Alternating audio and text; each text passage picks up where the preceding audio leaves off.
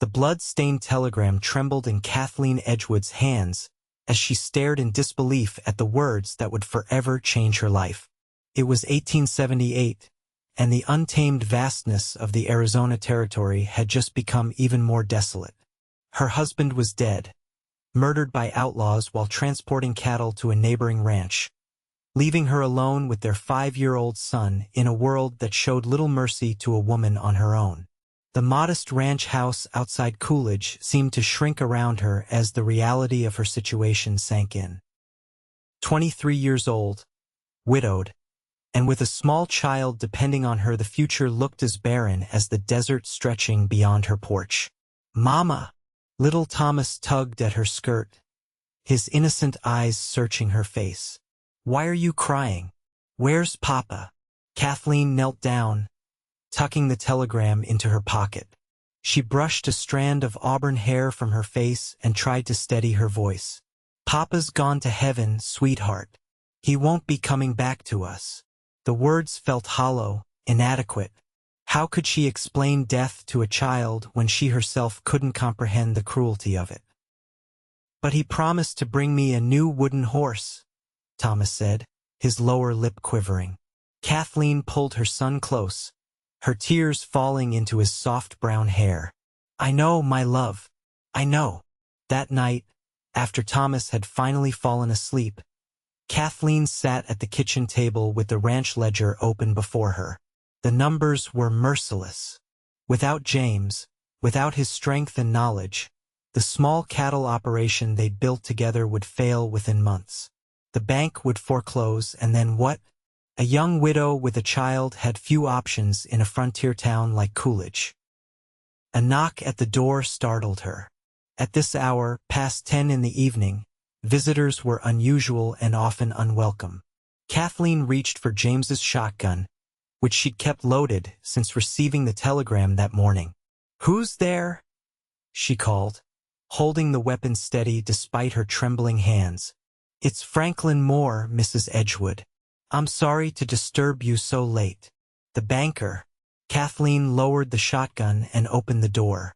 Franklin Moore stood on her porch, hat in hand, his expression a practiced mask of sympathy that didn't reach his eyes. "I heard about James," he said. "My condolences." "Thank you, Mr. Moore." Kathleen didn't invite him in. Even in her grief, she knew better than to be alone with a man in her home at night. The gossips in town would destroy what little reputation she had left. Moore cleared his throat. "I won't take much of your time, but I wanted to discuss the ranch. As I'm sure you're aware, your loan payments—" "My husband isn't even buried yet, Mr. Moore."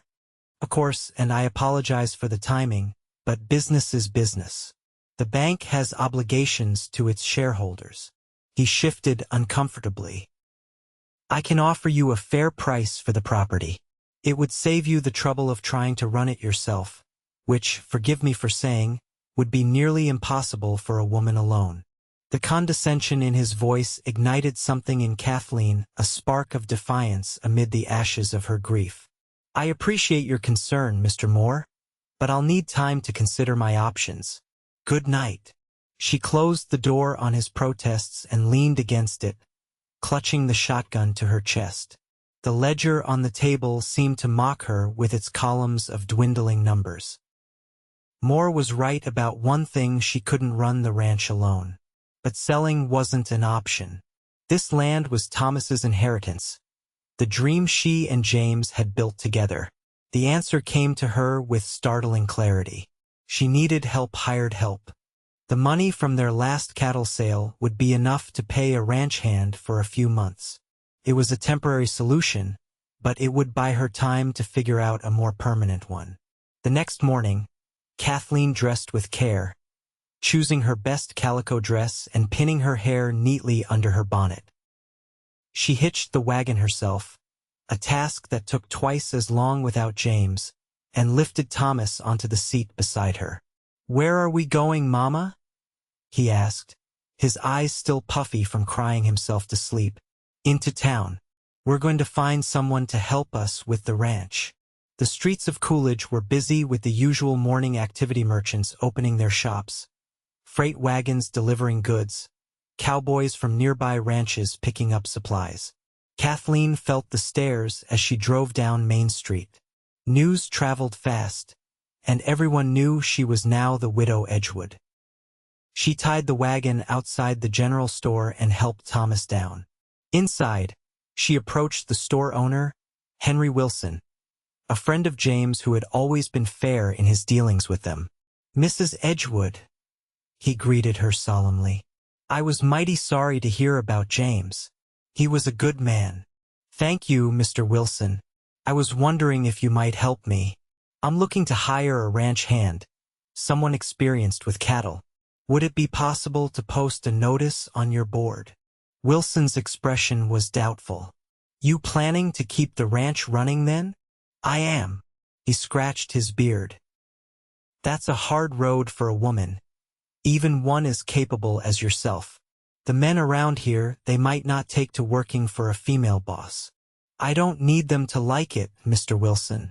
I just need someone who knows cattle and can work honest for fair pay." Wilson nodded slowly. "I'll put up your notice, but there's something else you should know. Word is that Franklin Moore's been eyeing your water rights for some time. James turning him down last year didn't sit well with him." The revelation wasn't entirely surprising.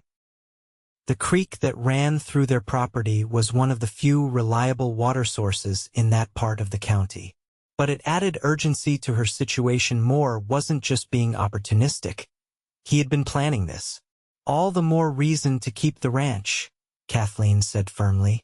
After posting the notice, she took Thomas to visit the grave of his father. The cemetery lay on a gentle slope outside town, offering a view of the mountains to the north. James's grave was fresh, the dirt still mounded above it. Kathleen had missed the burial, arriving from her sister's place in Tucson a day too late. Thomas placed a small wooden horse he'd been carrying on the grave. "I brought you a horse instead, Papa," he whispered. Kathleen felt her heart break all over again. She knelt beside her son and prayed silently for strength, for guidance, for some sign that she wasn't making a terrible mistake by trying to hold onto the ranch. On their way back to town, the wagon will hit a rut in the road, nearly throwing Thomas from his seat. Kathleen steadied him, but the jolt had loosened the wheel. She could hear it wobbling dangerously. "We need to stop," she told Thomas, pulling the horses to a halt just outside of town. She climbed down to inspect the damage. The wheel wasn't completely off, but the pin that held it in place had worked loose. She was struggling with it when a shadow fell across her. "Need a hand with that?" Kathleen looked up to see a man she didn't recognize. He was tall, with shoulders broad enough to suggest years of hard labor.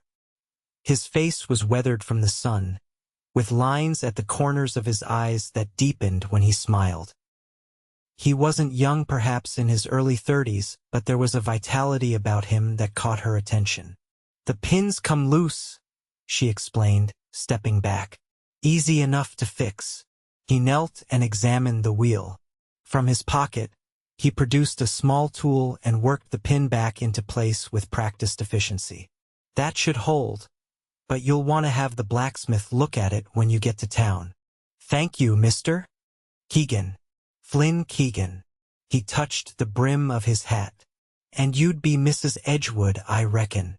Kathleen nodded, wondering how he knew her name. As if reading her thoughts, he added, "I was in the general store when you posted your notice. Looking for a ranch hand, I hear." "I am." "Do you have experience with cattle?" "Born and raised on a cattle ranch in Texas. Worked as a trail boss for the last 5 years, driving herds up to Kansas." He dusted off his hands. "I'm between jobs at the moment." Kathleen studied him carefully. There was something honest in his blue eyes, but also a wariness. She recognized the look of someone who had seen too much of the world's harshness. "Why would an experienced trail boss want to work as a hired hand on a small ranch?" she asked directly. Keegan smiled slightly. I've had my fill of trail dust and sleeping under the stars, looking to stay in one place for a while. It wasn't a complete answer, but Kathleen sensed he wasn't being dishonest, just guarded with his personal matters. She could respect that. The pay isn't much, she warned, and the work is hard. I'm not afraid of hard work, Mrs. Edgewood. Thomas, who had been watching the exchange with interest, suddenly spoke up. Can you shoot Indians? Thomas. Kathleen was mortified, but Keegan took the question in stride, crouching to the boy's level. I don't shoot anyone unless they're trying to hurt me or someone I care about, and most Indians I've met just want to live in peace, same as us. It was a good answer, one that showed both character and sense. Kathleen made her decision. The job is yours if you want it, Mr. Keegan. Room and board plus $20 a month. 25, he countered. And I'll throw in fixing that loose board on your front porch. Kathleen blinked in surprise. How do you know about my porch? I rode by your place yesterday, thinking about applying for the job before I even saw your notice. Noticed the board then. She hesitated only briefly before extending her hand. 25 it is. His hand engulfed hers, calloused but gentle. I'll get my things and meet you at the ranch. As Keegan walked away, Thomas tugged at his mother's skirt. Is he going to be our new papa? No, sweetheart, Kathleen said quickly, feeling heat rise to her cheeks. He's just going to help us with the ranch. But watching Keegan's retreating figure, she felt something stir within her that she'd thought had died with James' hope. Flynn Keegan arrived at the Edgewood Ranch that evening with few possessions. A bedroll, a worn saddle, a rifle, and saddlebags containing spare clothes and personal items. He set up in the small bunkhouse adjacent to the barn, where ranch hands had stayed in better times when the Edgewoods could afford more help. The next morning, he was up before dawn, assessing the state of the ranch. The cattle, about 60 head by his count, were scattered across the grazing land. The fences needed mending in several places, and the barn roof had a leak that would become a problem come winter. Kathleen found him repairing a section of fence when she brought him coffee mid-morning.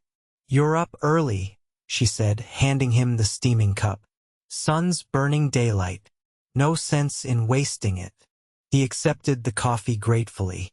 Your herd's in decent shape, but they've drifted pretty far.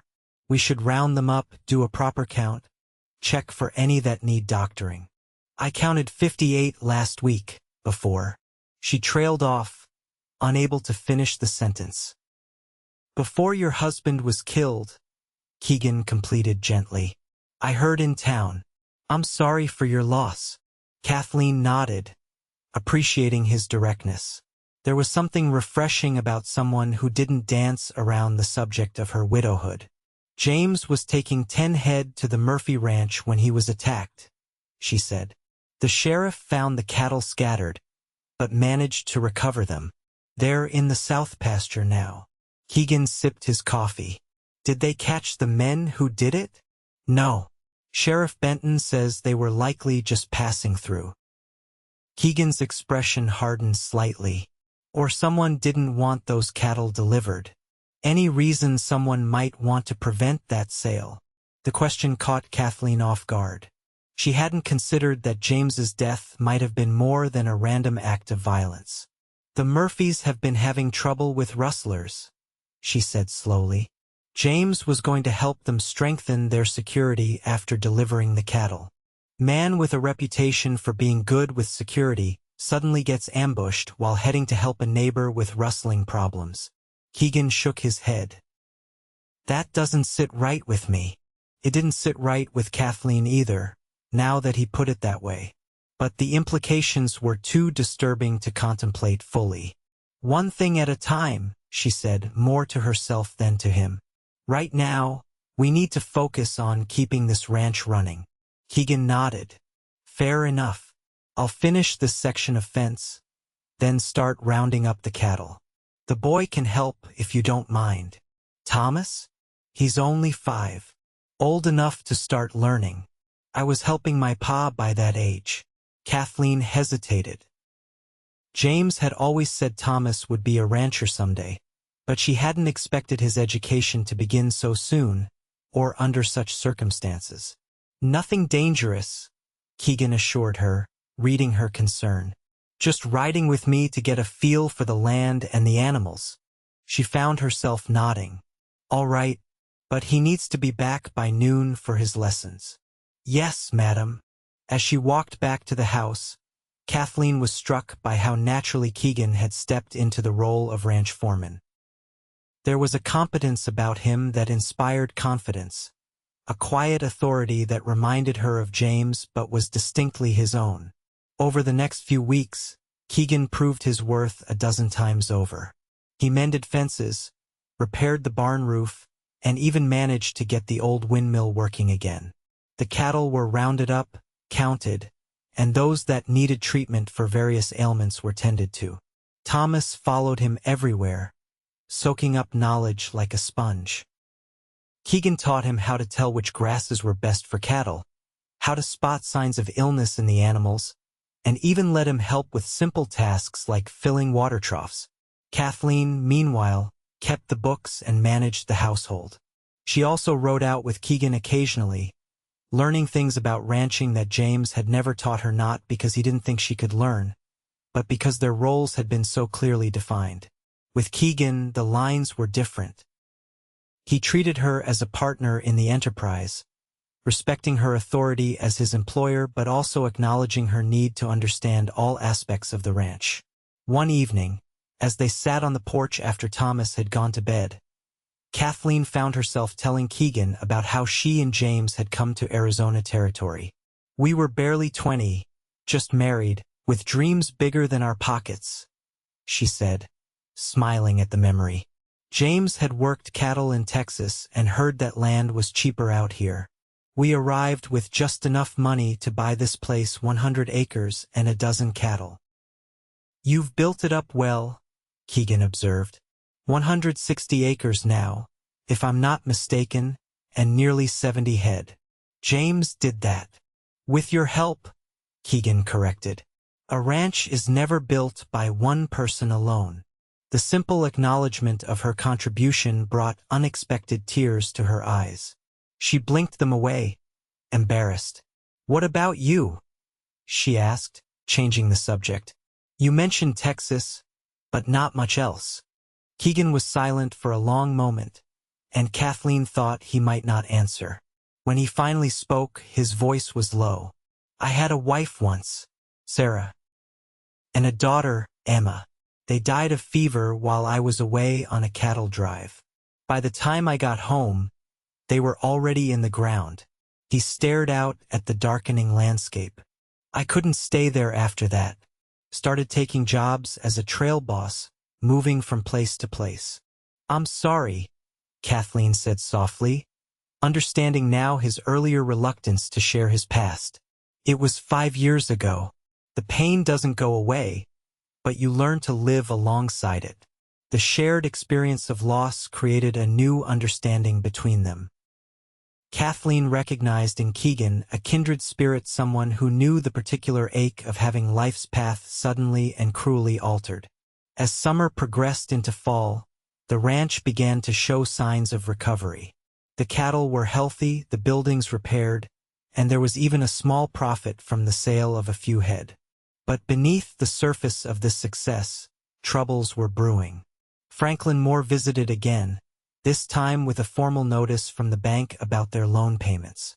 The terms of your loan require quarterly payments, he reminded Kathleen, standing stiffly in her parlor. You've missed the last one. By 2 weeks, Kathleen protested. We've always had a grace period before. That was a courtesy extended to your husband. The bank's directors feel that given the changed circumstances, stricter adherence to terms is necessary. Keegan, who had been working nearby and had seen Moore's buggy arrive, appeared at the door. Is everything all right, Mrs. Edgewood? Moore's expression soured at the interruption. This is a private business matter. Mr. Keegan works for me, Kathleen said firmly. Anything concerning the ranch concerns him as well. She handed Keegan the notice, which he read quickly, his jaw tightening. The payments due in full by the end of the month, Moore continued, or the bank will be forced to begin foreclosure proceedings. We'll have your money, Keegan said before Kathleen could respond. Moore raised an eyebrow. Will you now? And how do you propose to manage that? The price of beef is down, and you haven't enough cattle to make up the difference even if it weren't. That's our concern, Keegan replied evenly. You'll have your payment by the deadline. After Moore left, Kathleen turned to Keegan with a mixture of gratitude and exasperation. How exactly are we going to come up with $75 in 2 weeks? Keegan's expression was thoughtful. I've been hearing about a buyer in Tucson paying top dollar for good breeding stock. We could take 10 head there. Tucson's a 4-day ride. 3 if we push it. Kathleen considered the proposal. It was risky. They'd be leaving the ranch vulnerable for nearly a week, and the journey itself posed dangers. But it was also their best chance to meet the bank's deadline. What about Thomas? She asked. I can't leave him behind, and he's too young for such a journey.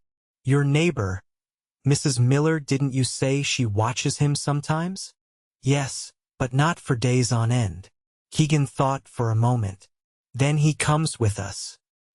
He's a good rider for his age, and the experience would be valuable for him. Kathleen wasn't convinced. It's dangerous. So is losing your ranch, Keegan pointed out gently. Besides, I wouldn't suggest it if I didn't think we could keep him safe. The "we" wasn't lost on Kathleen. In the months since Keegan had arrived, he had become more than an employee. He was a partner, a friend, and, though she rarely admitted it to herself, someone she had come to rely on emotionally as well as practically. All right, she agreed finally. We'll leave in 2 days. The preparations for the cattle drive to Tucson were made quickly but thoroughly. They selected the 10 best breeding cows and 1 bull, all healthy and in their prime, which would fetch the highest prices. Keegan showed Thomas how to pack for the journey, explaining the importance of each item. Always carry more water than you think you'll need, he instructed as Thomas watched intently. And hardtack lasts forever, so we pack plenty of that too. Kathleen, meanwhile, arranged for the neighboring Miller family to keep an eye on the ranch during their absence. She also wrote to her sister in Tucson, letting her know they would be arriving and might need a place to stay for a night or 2. The morning of their departure dawned clear and cool, a perfect day for travel. They set out just after sunrise, Keegan leading the small herd, Kathleen and Thomas riding alongside. Thomas's excitement was palpable, his eyes wide as he took in the adventure. Remember to keep your horse steady, Keegan called to him. Cattle get nervous around sudden movements. Thomas nodded solemnly, taking his responsibility seriously. For the first time since James's death, Kathleen saw him truly happy, and for that alone, she was grateful to Keegan. The first day's journey went smoothly. They covered good ground, the cattle moving at a steady pace along the familiar trails. They made camp near a small creek, where the animals could drink and graze. As they sat around the campfire after dinner, Thomas asked Keegan about his life as a trail boss. Did you ever fight Indians? The boy's fascination with Indian encounters hadn't diminished. Met plenty, fought a few, Keegan replied. But most times, if you treat people with respect, whether they're Indian or white or Mexican, they'll do the same for you. Is that why you carry 2 guns? Thomas pointed to the revolver at Keegan's hip and the second one in his saddlebag. I carry these because sometimes respect isn't enough. The world has dangerous men in it, and it's wise to be prepared. Like the men who killed Papa? The question hung in the air, heavy with unspoken grief. Kathleen held her breath, unsure how Keegan would respond. Yes, he said simply. Like them. But remember this, Thomas, your father died protecting what he believed in. That's the mark of a true man. Thomas nodded, seemingly satisfied with the answer, and soon after fell asleep beside the fire. Kathleen sat in silence with Keegan, watching the flames dance. "Thank you," she said finally, "for what you said to him. It was the right thing." Keegan nodded. He's trying to make sense of it all. Boys his age need to believe their fathers are heroes. James was a hero, Kathleen said softly. Maybe not the kind from storybooks, but he was brave and honest and good. The best kind of hero, then, Keegan agreed. His eyes, reflecting the firelight, held a warmth that made Kathleen's heart beat faster. She looked away, suddenly conscious of how alone they were under the vast starlit sky. We should get some rest. Long day tomorrow. The second day brought their first real challenge. Around midday, they encountered a group of riders, 5 men, hard-looking and dust-covered. They approached slowly, eyeing the small herd with interest. Keegan subtly positioned himself between the strangers and Kathleen and Thomas. "Afternoon," the lead rider greeted them. His smile didn't reach his eyes. "Fine-looking cattle you got there." "They're spoken for," Keegan replied evenly. "Headed to a buyer in Tucson." The man nodded. "Long way to Tucson. Dangerous country between here and there, especially for a woman and child." The threat was barely veiled. Kathleen felt a chill despite the midday heat. "We manage well enough," she said, meeting the man's gaze directly. One of the other riders laughed. "Got spirit, this one." "We're just passing through," Keegan cut in, his hand resting casually near his gun. "Don't want any trouble." The leader studied Keegan for a long moment, clearly assessing whether he was worth tangling with. Whatever he saw made him reconsider. "Just being neighborly," he said finally. "Safe travels." With a nod to his companions, they rode off, but not before casting another lingering look at the cattle. "Rustlers?" Kathleen asked once they were out of earshot. "Likely," Keegan confirmed. "They'll be back after dark. We need to find a more defensible position to camp tonight." They pushed on longer than planned, finally making camp in a small canyon where the entrance was narrow enough to be easily watched. Keegan showed Thomas how to help build a small corral of brush to keep the cattle contained, while Kathleen prepared a cold supper. No fire tonight that might give away their position. As darkness fell, Keegan took the first watch, his rifle across his knees as he sat at the mouth of the canyon. Kathleen put Thomas to bed, then joined Keegan. "Do you really think they'll come back?" she asked, keeping her voice low. "Men like that, seeing what they think is an easy target?" "Yes, they'll come." The certainty in his voice was unnerving. "How many men like that have you dealt with, Mr. Keegan?" Enough to recognize the look. He glanced at her. "And I think, given the circumstances, you might start calling me Flynn." The invitation to familiarity surprised her. "Flynn, then. And I'm Kathleen."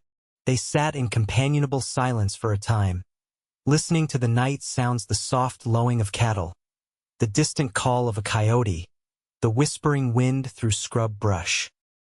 "Tell me about your daughter," Kathleen said suddenly, driven by a need to know more about this man who had become so important to their lives. Flynn was quiet for so long that Kathleen thought he might not answer. When he did, his voice was soft with memory. "Emma was 4 when she died. She had her mother's eyes brown, like yours, and a laugh that could make you forget any trouble. She used to wait for me at the gate when I'd ride in from working the range, no matter how late it was." The pain in his voice was still raw, even after 5 years. Kathleen understood that kind of grief, the kind that became part of you, that you carried always. "Thomas is so like his father sometimes," she shared. "The way he furrows his brow when he's thinking hard, or how he talks to the horses as if they understand every word. He's a good boy. You've raised him well. We've only been without James for a few months. I can't take credit for the man Thomas will become." Flynn looked at her directly. You sell yourself short, Kathleen. A child learns as much from watching their mother's courage as they do from their father's strength. The compliment warmed her, and she was grateful for the darkness that hid the flush she felt rising to her cheeks. Their conversation was interrupted by a sound, the soft clink of metal against metal, barely audible but distinctly out of place in the natural symphony of the night. Flynn was instantly alert, signaling for Kathleen to be quiet. He handed her his spare revolver. Get back to Thomas, he whispered. Stay low and out of sight. If you hear shooting, take him and the horses and ride east as hard as you can. I'm not leaving you, Kathleen protested. You will if it means keeping your son safe. His tone brooked no argument. Now go. Reluctantly, Kathleen retreated to where Thomas slept, but she kept the revolver ready. From her position, she could see Flynn move silently to a better vantage point, his rifle held ready. The next few minutes stretched like hours. Then came the sound of a horse snorting, followed by a man's curse too close for comfort. Flynn's rifle cracked in the darkness, the sound echoing off the canyon walls. A man yelled in pain. Return fire came almost immediately, bullets ricocheting off the rocks near where Flynn had positioned himself. Kathleen clutched the revolver tighter, her heart pounding. Thomas awoke, startled by the noise. Mama? What's happening? Stay down, sweetheart, she urged, pulling him close. Everything's going to be all right. More shots were exchanged. Kathleen heard a horse galloping away, then silence. She held her breath, straining to hear any sign of Flynn. Kathleen, his voice came from the darkness. They're gone. One wounded, I think, but they've pulled back. Relief flooded through her. Are you hurt? Just a scratch. Nothing to worry about. But when he rejoined them, she could see by the moonlight that his left arm was bleeding steadily from a bullet graze. That's not just a scratch, she scolded, already reaching for her saddlebag where she kept medical supplies. Sit down and let me tend to it. Flynn complied without argument, which told her he was in more pain than he was letting on. She cleaned the wound with water and whiskey, then bound it tightly with a strip of clean cloth. They'll be back, Flynn said as she worked. Not tonight. They'll think twice now that they know we're armed and ready, but they might try to get ahead of us on the trail. What do we do? Change our route. It'll add a day to our journey, but better that than ride into an ambush. Kathleen nodded, tying off the bandage. There. That should hold until we can get to Tucson and have a proper doctor look at it. Flynn flexed his arm experimentally. Good job. You've done this before. Living on a ranch, you learn to patch up all sorts of injuries. She hesitated, then added, James always said I had a gentle touch. An unreadable expression crossed Flynn's face. He was right. The moments stretched between them, charged with something neither was ready to acknowledge. Kathleen was the first to look away. You should rest, she said, packing away the medical supplies. I'll take the next watch. Not necessary. I'm fine too. Don't argue with your doctor, she interrupted with a small smile. Rest, Flynn. That's an order. Surprisingly, he smiled back. Yes, madam. They altered their route as Flynn had suggested, taking a less traveled path that wound through rougher terrain but offered more cover and fewer opportunities for ambush. The detour added strain to their journey. The cattle were harder to manage on the narrow trails, and progress was slower. By the third day, they were all feeling the effects of the difficult travel and interrupted sleep. Thomas, despite his initial enthusiasm, was tired and cranky. Kathleen herself was exhausted, the constant vigilance wearing on her nerves. Only Flynn seemed unchanged, his watchfulness never faltering, though she noticed he favored his injured arm. Late in the afternoon, they reached a small settlement just a handful of buildings clustered around a stagecoach stop. Flynn suggested they pause there to rest and gather information about the road ahead. The station master, a grizzled old-timer named Jenkins, greeted them with cautious hospitality. When Flynn explained they were headed to Tucson with cattle, his bushy eyebrows rose. "Just the three of you? That's asking for trouble. Had a couple of ranchers robbed on that route last month." "We've already had a taste of that," Flynn acknowledged. "Encountered some men who took too much interest in our cattle." Jenkins snorted. "Likely Baker and his boys. They've been working this territory since spring. Sheriff's been after them, but they know the backcountry too well." "Any chance they've moved on?" Kathleen asked. "Not likely. Word is they've got a buyer for stolen cattle in Mexico. They're stockpiling a herd before making the run across the border." The news wasn't encouraging. If Baker and his gang were systematically stealing cattle in the area, they wouldn't give up on a prime target like their small herd of breeding stock. "You folks are welcome to stay the night," Jenkins offered. "Got a spare room for the lady and boy, and you can bed down in the stable," he added to Flynn. "Much appreciated," Flynn said. "We could use a real roof and a hot meal." The station master's wife, a kindly woman named Martha, fussed over Thomas, giving him milk and cookies while Kathleen and Flynn discussed their options. "We could wait for the next stagecoach and hire guards to ride with us the rest of the way," Kathleen suggested. Flynn shook his head. "Stage isn't due for 3 days. We don't have that kind of time if we want to make that bank payment. Besides, hiring guards costs money we don't have. So we continue alone." Kathleen sighed. "Into what sounds like a trap." "Not necessarily," Flynn said thoughtfully. "Jenkins mentioned the sheriff is looking for Baker's gang. If we could get word to him about where we encountered them, it might help." He turned to Jenkins. "Any way to get a message to the sheriff from here? Ryder comes through tomorrow with the mail. I could send word with him." "Do that. Tell the sheriff we encountered what we believe was Baker's gang here." Flynn marked a spot on Jenkins's crude map, and that they seemed particularly interested in our cattle. "We're continuing to Tucson by this route." He traced a different path on the map. Kathleen realized what he was doing. "You're setting a trap of your own." Flynn nodded. "If the sheriff gets the message in time, he might catch Baker's gang waiting for us on that route. Meanwhile, we'll actually take this path." He indicated a third route. "It's longer and rougher, but they won't expect us there." It was a gamble, but one that made sense given their limited options.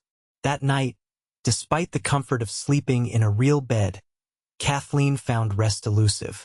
Her mind kept returning to the dangers ahead and to Flynn. The way he had protected them, his steady presence, his kindness to Thomas, all of it had awakened feelings she had thought buried with James. Was it disloyal to feel this way so soon? James had been gone barely 4 months. Yet in that time, Flynn had become essential to their lives in ways that went beyond his role as a ranch hand. Morning came too quickly. After a hearty breakfast provided by Martha, they set out again, taking the least obvious route to Tucson. The terrain was challenging, steep in places, with loose rock that made footing treacherous for the cattle. Progress was painfully slow. By midday, they had covered less ground than Flynn had hoped. They paused in a small valley to rest the animals and eat a quick meal. "We won't make Tucson by tomorrow at this rate," Flynn admitted, studying the distant mountains they still needed to cross.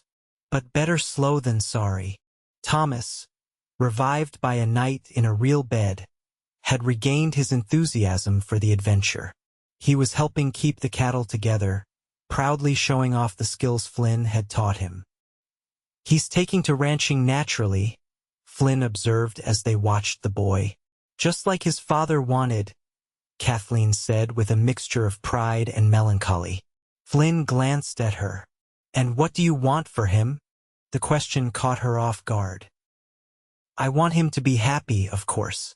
To have choices." Even if those choices take him away from the ranch someday? Kathleen considered this. Yes, even then. James was more set on Thomas following in his footsteps. I've always thought a man should find his own path. Flynn nodded slowly. That's wisdom. My father was determined I'd run the family ranch. Never even considered I might want something different. Did you? Want something different? A shadow crossed his face. I wanted to study law, if you can believe it. Had a head for it, according to my schoolteacher. But my father wouldn't hear of it. Do you regret it? Not pursuing law? Flynn looked out over the landscape, his expression distant. I used to, but then I met Sarah, had Emma, and suddenly the ranch didn't feel like a prison anymore. Felt like home. He paused. Until it didn't. Kathleen understood the unspoken part, how a place could transform from sanctuary to painful reminder in the wake of loss. Their reflective moment was interrupted by the sound of approaching riders. Flynn was instantly alert, hand moving to his gun. Get Thomas, he instructed Kathleen. Head for those rocks.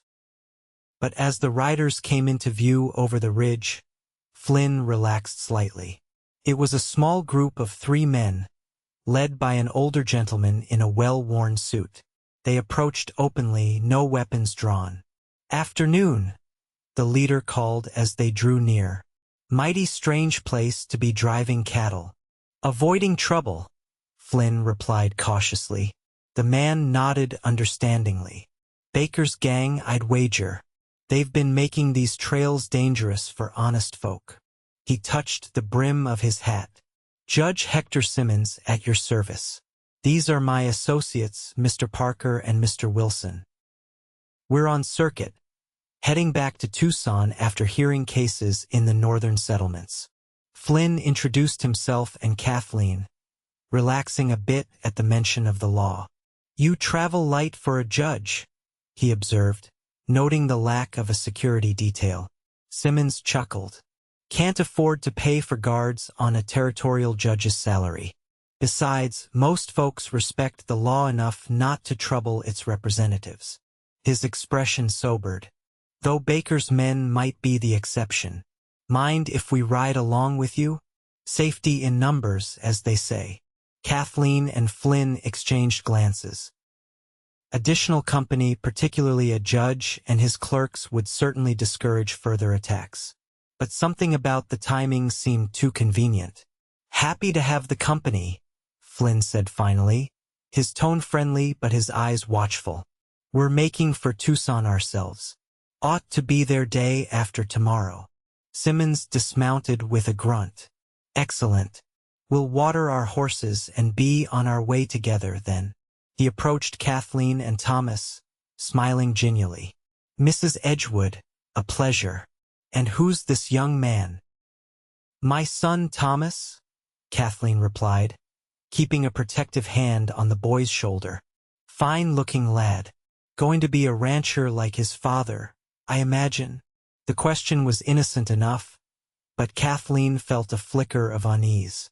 How did Simmons know James had been a rancher? Perhaps, she said non-committally. He's young yet.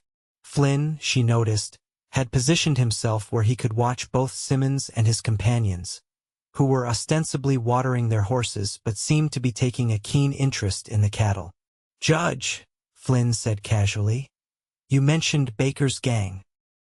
Any word on whether the sheriffs had any luck tracking them down? Not that I've heard, Simmons replied, though rumor has it they're planning to cross into Mexico soon with a large herd. The sheriffs set up patrols along the likely routes. The conversation continued as they prepared to move out, with Simmons chatting amiably about his circuit duties and the cases he'd recently judged.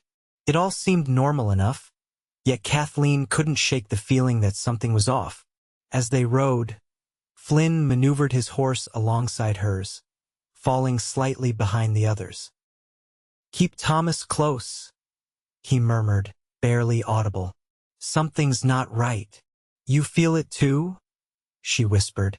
He nodded almost imperceptibly. No circuit judge travels these back roads without armed escort. And he knew James was a rancher without you mentioning it. What do we do? For now, we play along. First chance we get, you and Thomas break away. Head east toward the Miller Ranch. It's the closest safe haven. And leave you alone with them? No. Kathleen. His voice was firm. If I'm wrong, no harm done. But if I'm right, Thomas is in danger. Promise me you'll get him to safety if things go bad. She wanted to argue further, but the logic was undeniable. Thomas's safety had to come first. I promise. They continued through the afternoon, the supposed judge and his clerks riding ahead, occasionally stopping to point out landmarks or discuss some matter among themselves. Flynn kept the cattle moving steadily, while Kathleen stayed with Thomas, alert for any sign of trouble. The opportunity Flynn had mentioned came as they approached a fork in the trail. One path continued toward Tucson, while the other veered eastward toward more populated settlements. We'll camp in that grove ahead, Simmons announced, pointing to a stand of trees near the fork. Good water and shelter for the night. As they made camp, the tension was palpable, at least to Kathleen. She watched as the three men helped set up, all perfectly cordial, all seemingly legitimate. Yet small inconsistencies nagged at her, the calloused hands of the supposed clerks, more fitting for outlaws than men of the law, the way they positioned themselves around the camp with a fighter's awareness rather than a bureaucrat's disregard. Dinner was a quiet affair, with Simmons doing most of the talking, telling stories of interesting cases he'd presided over. Thomas, exhausted from the day's journey, fell asleep soon after eating. Kathleen placed him in their bedroll, then returned to the fire. Your boy's a credit to you, Mrs. Edgewood, Simmons said, pouring himself a cup of coffee. Reminds me of my own son at that age. He's grown now, working the family ranch in Texas. You're from Texas originally, then? Flynn asked, his tone conversational but his eyes sharp. Born and raised near San Antonio, Simmons confirmed. Studied law in St. Louis, then came west to make my fortune. He chuckled. Found more adventure than fortune, I'm afraid. Funny, Flynn said, his voice deceptively mild. I knew all the circuit judges in this territory. Can't recall a Simmons among them. The atmosphere around the fire changed instantly. Simmons's genial expression hardened, and his two companions subtly shifted positions, hands moving toward concealed weapons. Well now, Simmons said, dropping all pretense. I was hoping to do this the easy way, ride along with you folks, nice and peaceful, then take the cattle once we got to a convenient spot. He sighed theatrically. But you had to be clever, didn't you, Keegan? Flynn's hand hovered near his revolver. You're Baker, I take it? At your service. The man gave a mock bow. And you've met my associates, though not properly introduced. This is the real reason we were interested in your little herd. He nodded toward the cattle. Fine breeding stock, worth a pretty penny across the border. And worth killing for? Kathleen couldn't keep the disgust from her voice. Baker's eyes turned cold. Business is business, madam. Your husband understood that, or should have. The implication hit Kathleen like a physical blow. You. It was you who killed James. Not personally, Baker admitted.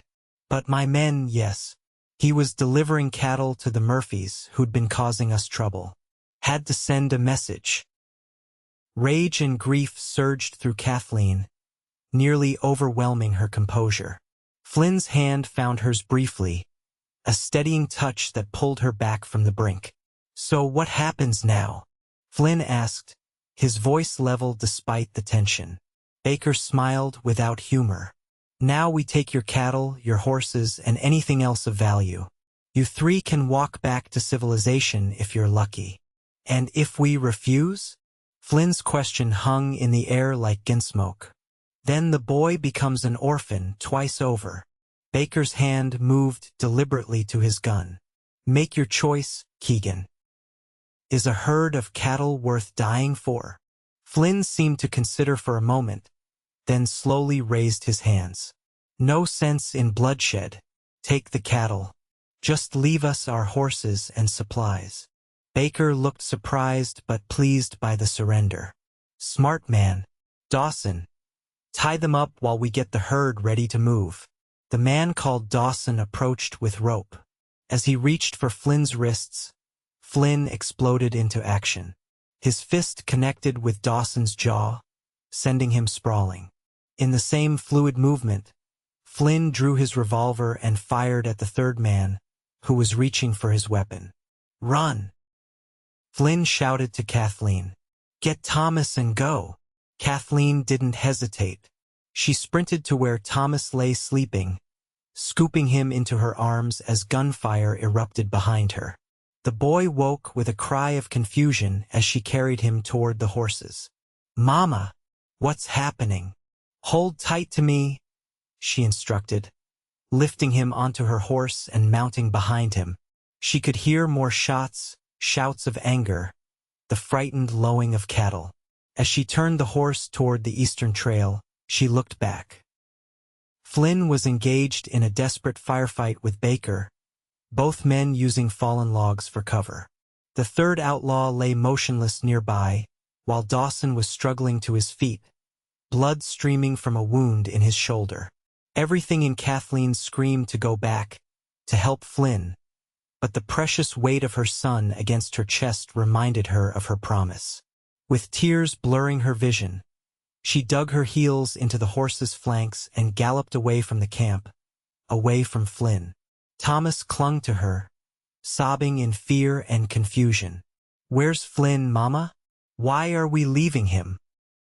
He's helping us escape, she answered, her voice breaking. He's being very brave. They rode hard for nearly an hour, the sounds of gunfire long since faded behind them. Kathleen's mind raced with terrible possibilities. Was Flynn dead? Captured? Had he somehow managed to escape? The not knowing was almost worse than certainty.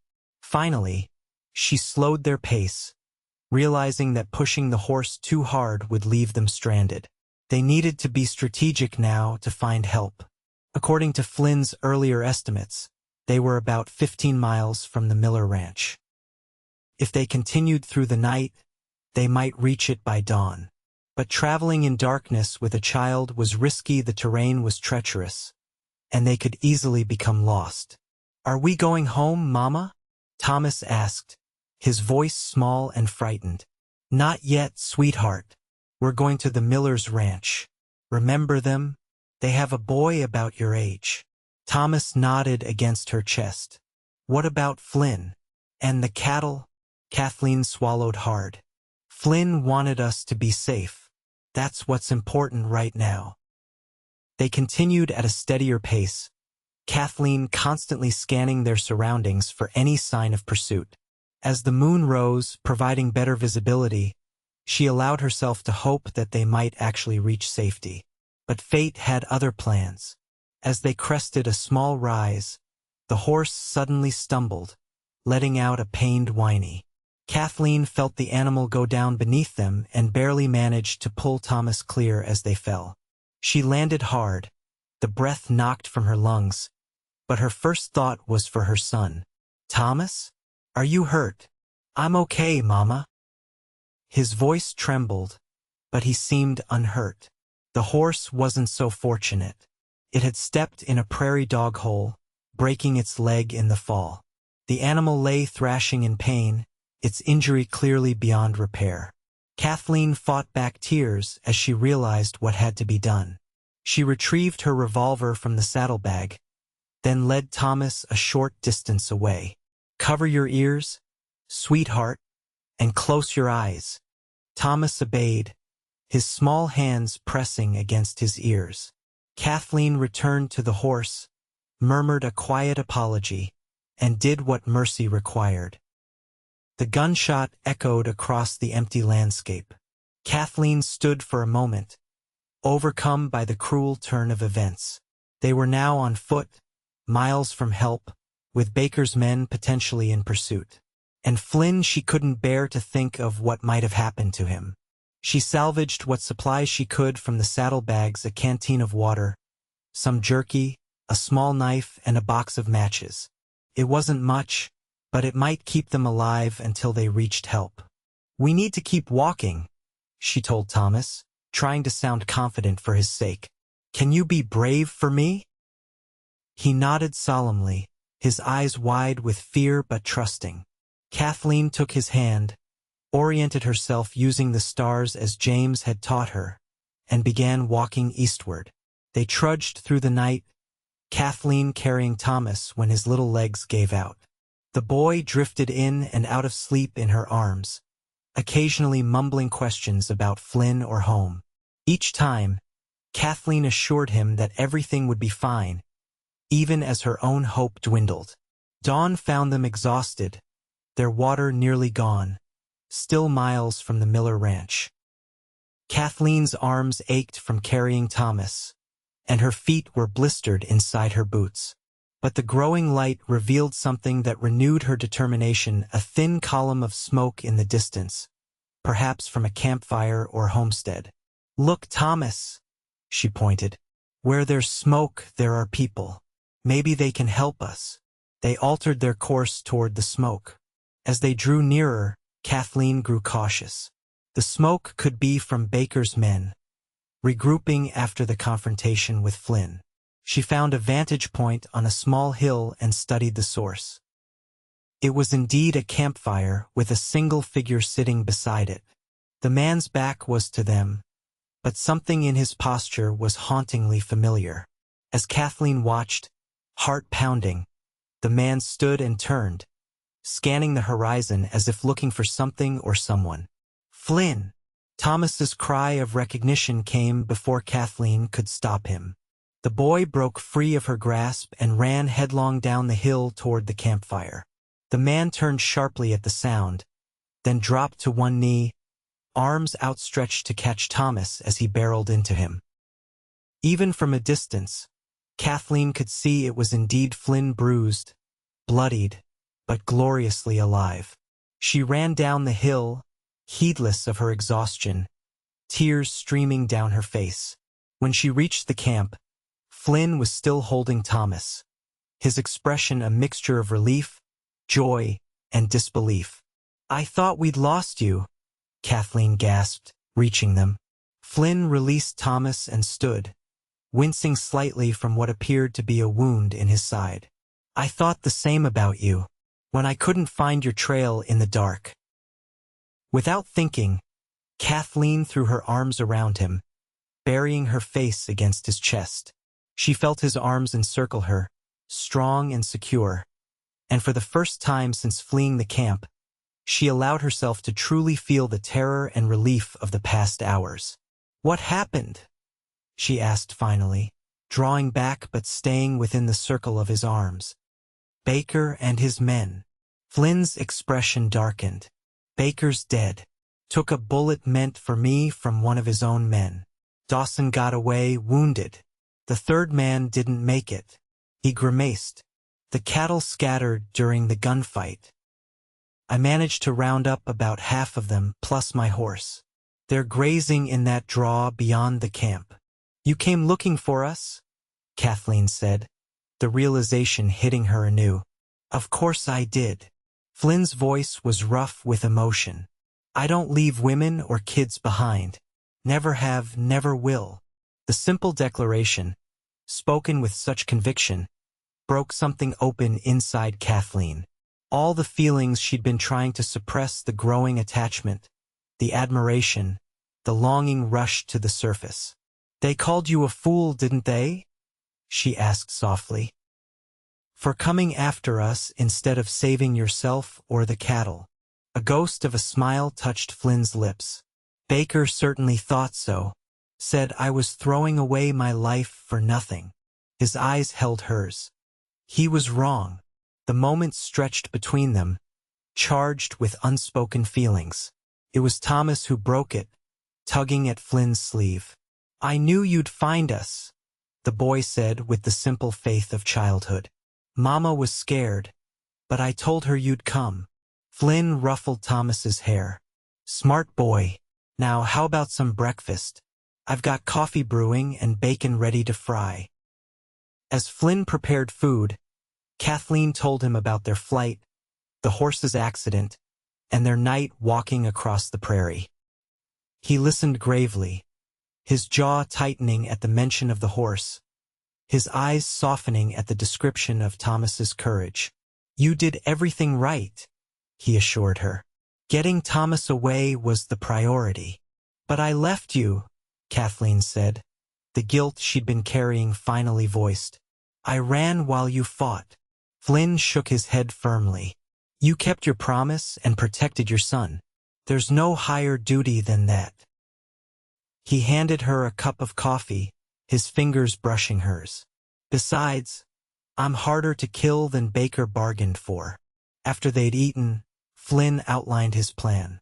We're about 10 miles from the main road to Tucson. If we start now, we can reach it by midday with the remaining cattle. Chances are we'll meet other travelers or even a patrol. From there, it's a straight shot to Tucson. And the bank payment? Kathleen asked, reality intruding on their moment of safety. We still have 5 good breeding cows and the bull. It won't bring as much as we'd hoped, but it should be enough to make the payment, especially if we can find that buyer in Tucson who's paying top dollar. They broke camp quickly, Flynn insisting that Kathleen and Thomas ride his horse while he led the cattle on foot. Despite his obvious exhaustion and the wound in his side which he'd bandaged but refused to discuss in detail, he maintained a steady pace. By midday, as predicted, they reached the main road to Tucson. The sight of other travelers, a freight wagon heading north, a family in a covered wagon moving south, was immensely reassuring after their isolation. Better still, they encountered a patrol of U.S. cavalry soldiers, led by a Lieutenant Harkins, who was immediately interested in their story of the confrontation with Baker's gang. We've been after Baker for months, Harkins explained. If what you say is true about him being killed, that's significant news. It's true, Flynn confirmed. His body's still at our camp, about 15 miles northwest of here. Harkins nodded to one of his men. Jackson, take 3 men and check it out. The rest of us will escort these folks to Tucson. He turned back to Flynn. We'll need your official statement once we reach town, Mr. Keegan. The territorial governor has had a bounty on Baker for some time. A bounty? Kathleen asked, hope flickering. $500, madam. Dead or alive. The news was almost too good to believe. $500 would not only cover the bank payment but leave enough to see them through the winter and make improvements to the ranch. Provided you can prove it was Baker, of course, the lieutenant added. Though your description matches what we know of him. Flynn nodded. He admitted who he was, and he confessed to ordering the murder of James Edgewood. His men will confirm it if you catch Dawson alive. The remainder of the journey to Tucson was almost anticlimactic after their ordeal. With cavalry escort, they traveled safely and swiftly, reaching the town by late afternoon. Lieutenant Harkins accompanied Flynn to the territorial marshal's office to make his statement, while Kathleen and Thomas went to her sister's home as planned. Frances Mitchell's joy at seeing her sister quickly turned to horror as Kathleen recounted their adventures. My God, Kathleen, you could have been killed. But we weren't, thanks to Flynn. Kathleen accepted the cup of tea her sister pressed into her hands. He saved us, Fran, in more ways than I can count. Frances studied her sister's face, her expression knowing. This Flynn Keegan sounds like quite a man. He is. Kathleen couldn't keep the warmth from her voice. And you care for him, Frances observed. It wasn't a question. Kathleen stared into her tea. It's too soon. James has only been gone 4 months. The heart doesn't follow a calendar, Kath. Frances sat beside her on the sofa. James would want you to be happy, to have someone who could protect and provide for you and Thomas. How can you be sure? Because he loved you. And love means wanting the best for someone, even when you're not there to see it. The wisdom in her sister's words resonated with Kathleen. James had been a good man, a loving husband. Would he truly want her to spend years in lonely widowhood out of some sense of loyalty to his memory? Flynn joined them for dinner that evening, freshly bathed and wearing clean clothes borrowed from Francis's husband. The territorial marshal had confirmed that the dead man was indeed Nathan Baker, wanted in 3 territories for robbery and murder. The bounty would be paid once formal identification was complete, likely within a week. More immediately, Flynn had located the cattle buyer they'd been seeking and arranged for the remaining animals to be sold the next morning. The price offered was fair enough to cover the bank payment with a small margin remaining. As they ate, Kathleen watched the easy way Flynn interacted with Thomas, answering the boy's endless questions about the cavalry soldiers and the marshal's office. There was a natural affection between them that warmed her heart. Later, after Thomas had been put to bed in Francis's spare room, the adults sat on the porch enjoying the relative cool of the evening. Francis's husband, a banker himself, had been particularly interested in the situation with Franklin Moore and the Edgewood Ranch loan. "Sounds to me like Moore's been trying to force you out," he said thoughtfully. "Water rights are becoming increasingly valuable in the territory. If he manages to foreclose on your property, he stands to make a considerable profit reselling it." "That's what I suspected," Flynn agreed. The timing of calling in the loan so soon after James's death was too convenient. "Well, he won't succeed now," Kathleen said with satisfaction. "Between the cattle sale and the bounty, we'll be able to meet our obligations and have enough left to keep the ranch running until the next regular cattle sale." Francis and her husband exchanged glances. "If you'd consider some advice," her brother-in-law offered, "you might think about using the bounty money to pay off the loan entirely. Get out from under Moore's influence completely." It was a sensible suggestion, one that Kathleen hadn't considered. She looked to Flynn, curious about his thoughts. "It's a sound strategy," he said, "though it would leave little for operating expenses in the short term." "The ranch can generate enough to cover those," Kathleen said, thinking aloud. "Especially now that we know what we're up against with Moore." The conversation continued, turning to practical matters of ranch management and finance. Throughout, Kathleen was struck by how naturally Flynn contributed, how invested he seemed in the ranch's future. It was as if he already considered it his home, their home. The next morning brought the cattle sale, which went smoothly.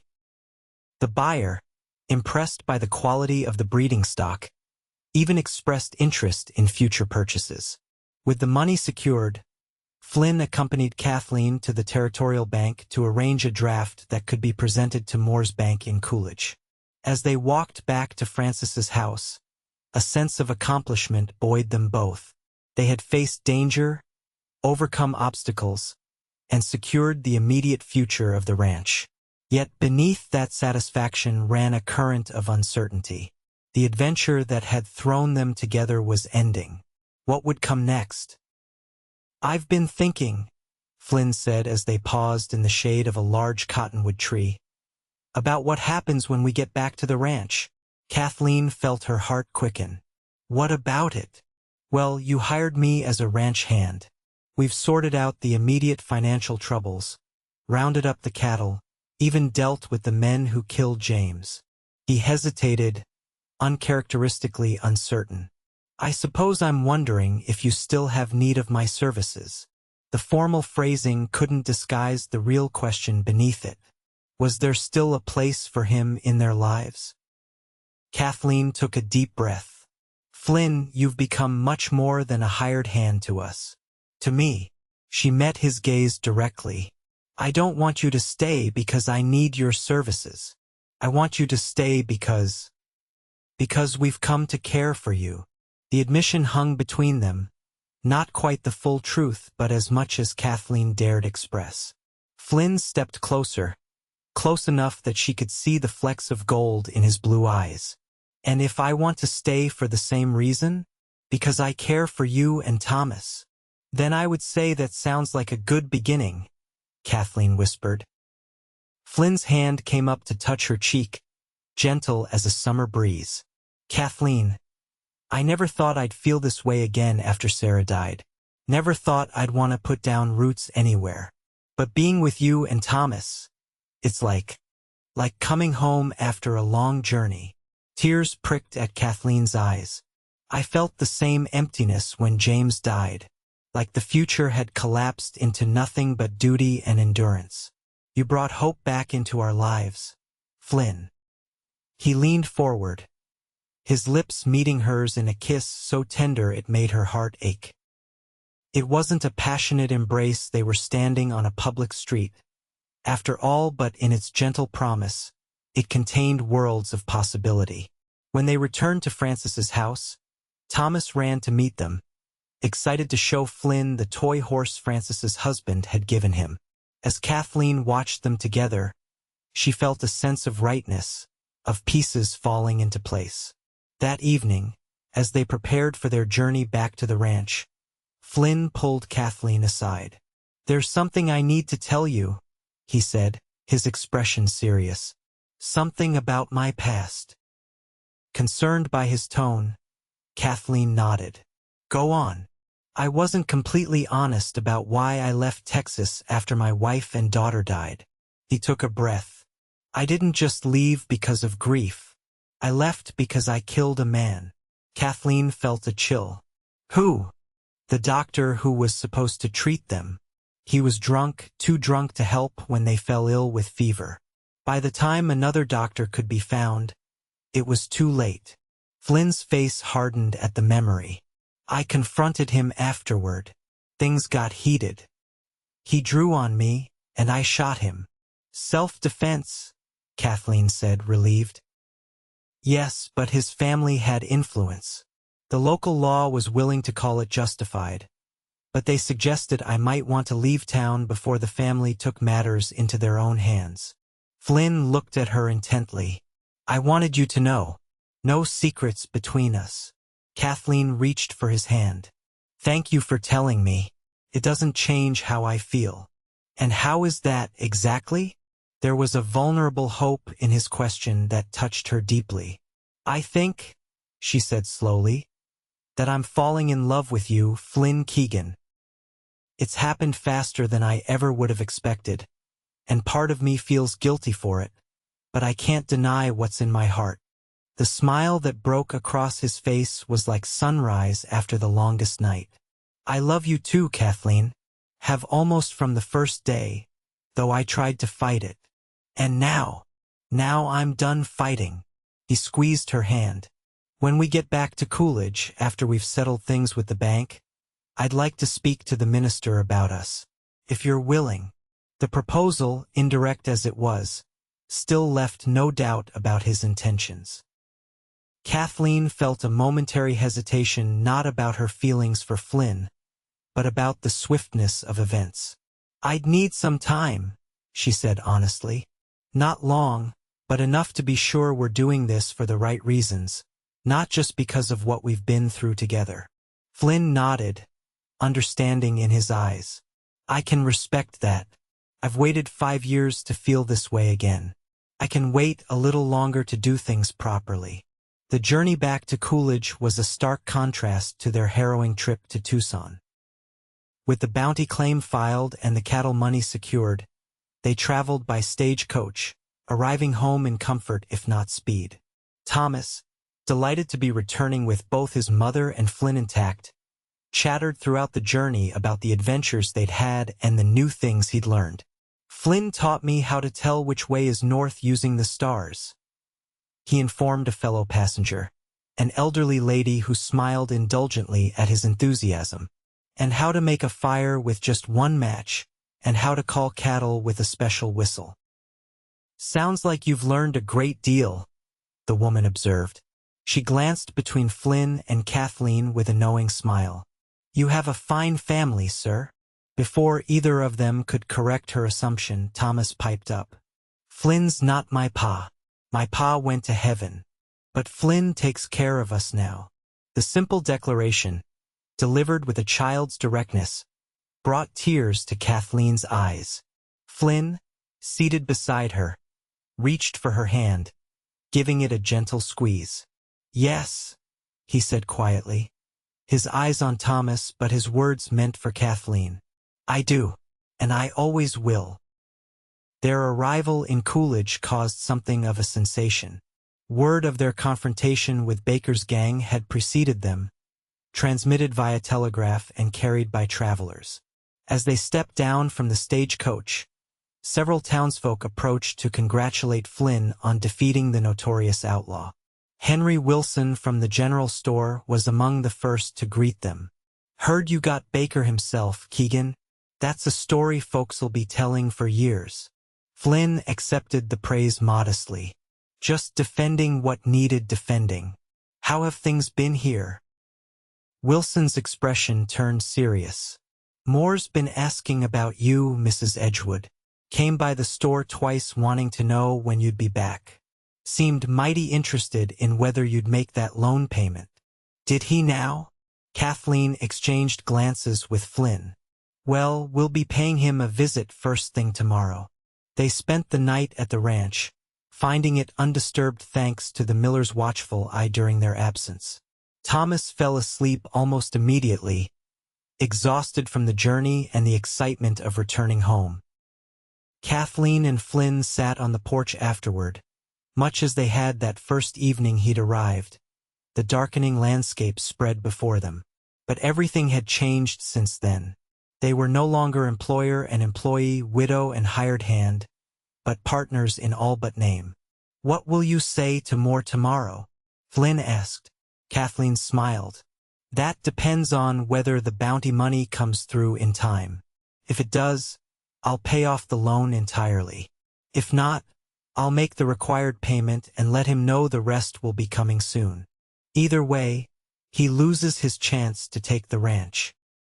"Exactly." Kathleen leaned her head against Flynn's shoulder, a liberty she wouldn't have dreamed of taking a month ago. "Thank you, Flynn, for everything." He pressed a kiss to the top of her head. "No need for thanks between us, Kathleen. Not anymore." The next morning, they rode into town together, the bank draft from Tucson secure in Kathleen's purse. Franklin Moore was visibly surprised to see them enter his bank, his eyebrows rising even higher at the sight of Flynn accompanying Kathleen. "Mrs. Edgewood." He greeted her with forced politeness. "I understood you were traveling." "I was," Kathleen confirmed. "To Tucson on ranch business. I believe we have a payment due." Moore straightened the papers on his desk. "Yes, $75. Though as I'm sure you're aware, your grace period has expired. There will be additional fees." Flynn stepped forward, his presence imposing without being overtly threatening. "Perhaps you'd like to calculate those fees for us, Mr. Moore. We'd hate to underpay." Something in Flynn's tone made Moore hesitate. He shuffled through more papers, then named a figure. "The total due is $87.50. Kathleen removed the bank draft from her purse and placed it on the desk. "This draft is for $100. I'll take the change in cash, please." Moore stared at the draft, clearly confounded. "This is unexpected. I was given to understand that the ranch was experiencing financial difficulties. Nothing that hard work and good fortune couldn't overcome," Flynn replied evenly. "And there's more where that came from." Moore's expression soured. "Is that so?" "Indeed," Kathleen said.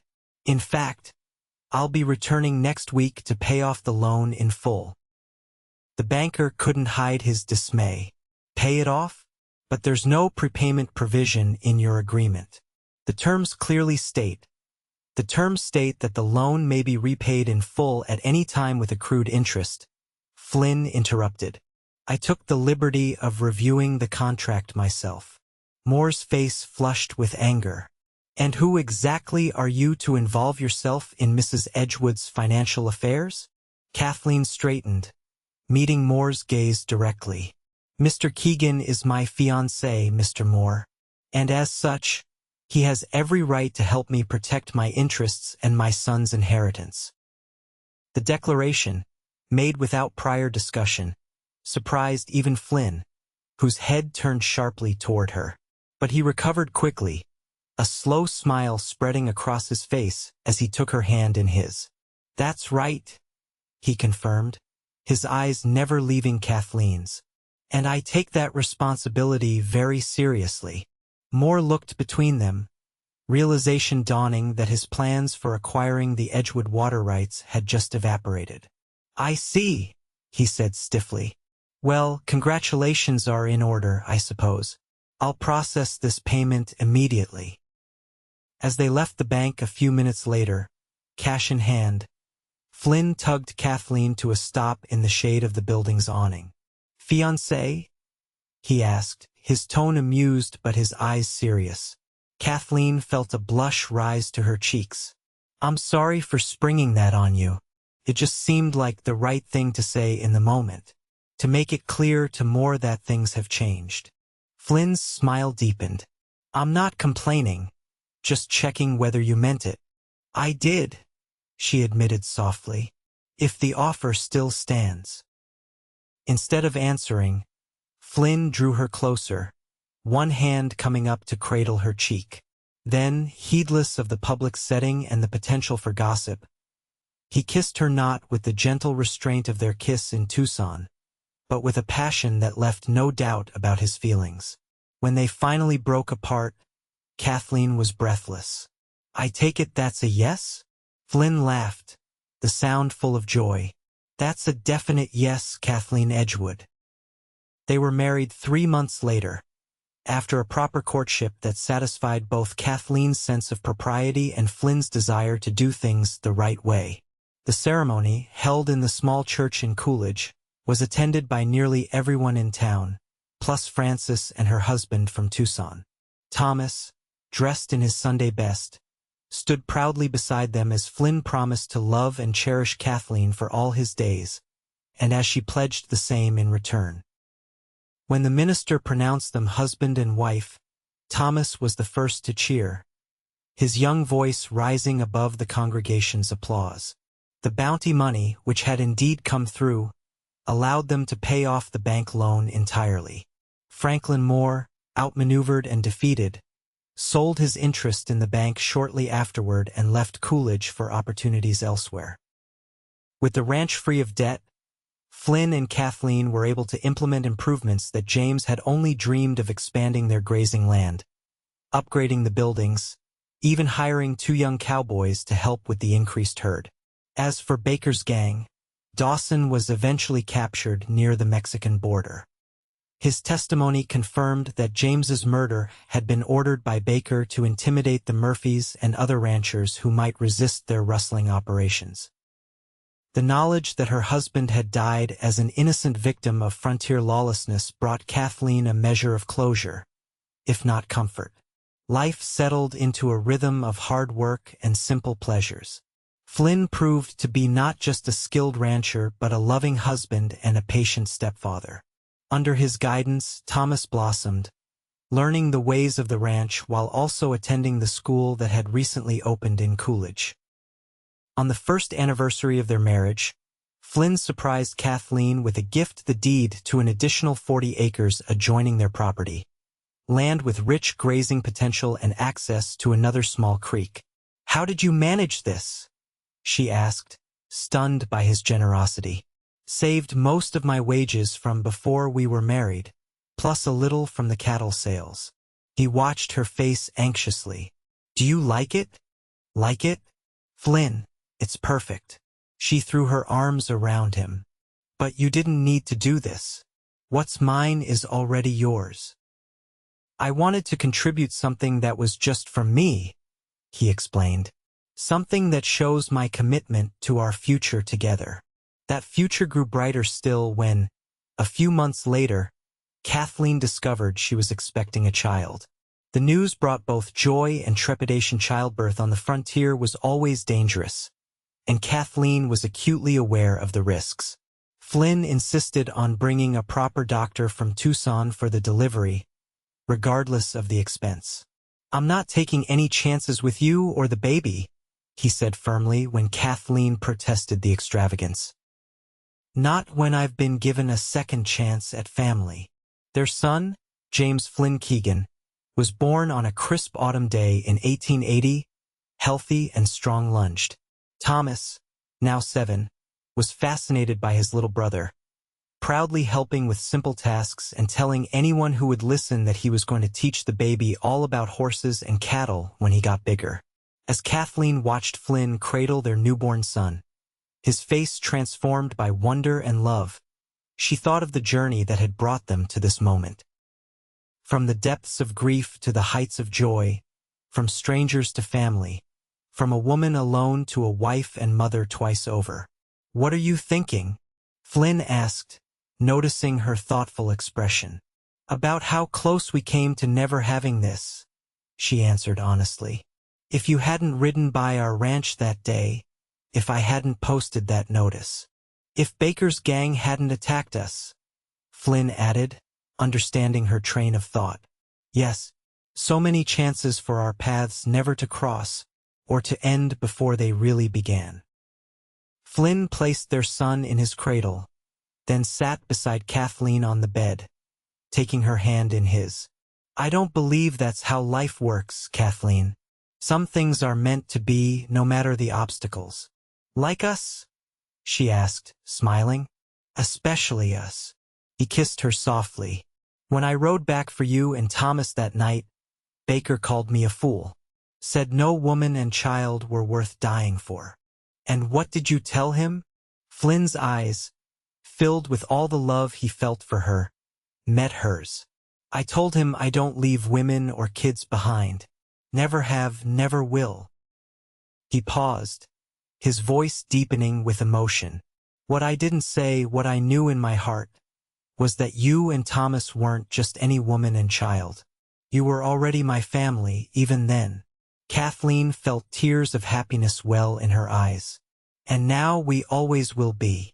"Always," Flynn agreed, sealing the promise with a kiss. Outside their window, the Arizona sun dipped toward the horizon, bathing the ranch in golden light. Cattle grazed peacefully in the distance. The windmill turned lazily in the evening breeze, and somewhere in the house, Thomas was chattering to Mrs. Miller about his new baby brother.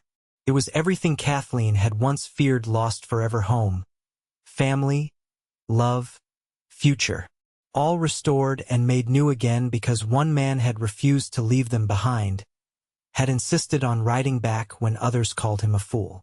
As she drifted toward sleep, Kathleen sent up a silent prayer of gratitude for second chances, for brave hearts, and for the kind of love that defies all odds to find its way home.